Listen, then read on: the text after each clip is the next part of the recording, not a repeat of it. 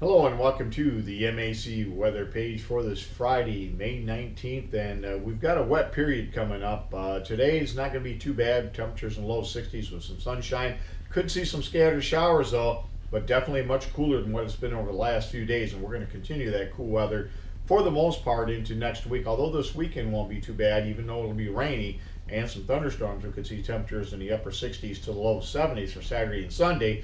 And again, we expect that we're going to see plenty of showers as we also get into early next week, Tuesday to Thursday. That could be a very chilly pattern. Right now, the forecast is calling for temperatures in the 60s, and that would not be too bad. But don't be surprised if we see temperatures on Wednesday maybe only in the 50s. I think it has potential to even be colder than that. But again, overall, a pretty wet period here over the next 7 days.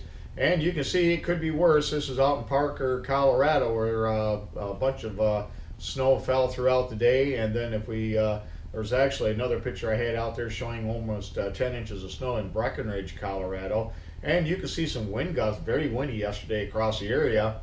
Brown City 58 miles per hour, Henderson 55, Marlette at 53 miles per hour. Here in the Breckenridge area we had winds of 46, but they were quite gusty, and this was some of the result. This was Mark Zimmerman had a little branch falling on his car yesterday. It could be worse though, a block away from his house, kitty corner from my place.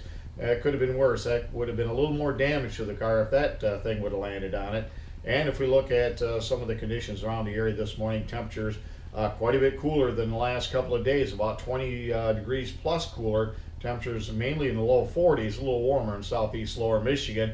And if we look at the soil conditions here, again, we're going to see these temperatures fall from the 60s, and we'll be back into the 50s throughout much of next week, with highs only in the 50s and 60s and lows in the 40s.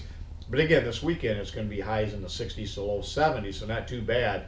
And if we look at the Doppler radar estimates, you can see, as we talked about for the last several days prior, we talked about this area here was going to be the areas hardest hit with all the heavy rain, and you can see many places picking up as much as half a foot of rain across portions of Wisconsin back into parts of the eastern Nebraska area into southwest Iowa.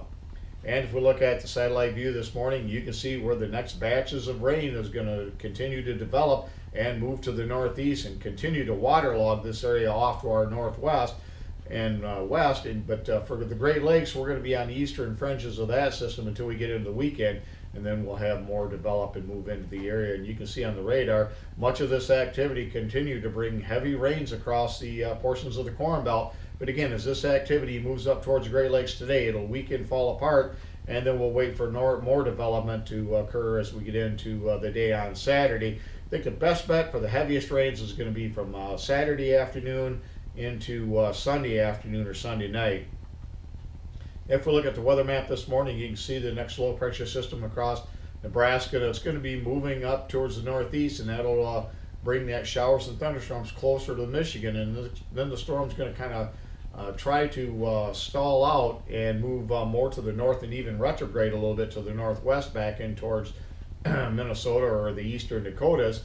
And we can see the forecast map on Saturday. That slow moving storm pulls into Iowa, bringing some very heavy rains very close to the area, and again severe thunderstorms well off to our south. And then finally by Sunday, you can see that low pressure system actually begins to curl more back to the northwest into Minnesota, and we'll get into the warm sector here on Sunday, and that could bring some thunderstorms during the afternoon with temperatures climbing into the low 70s, especially across the eastern portions of the lower peninsula.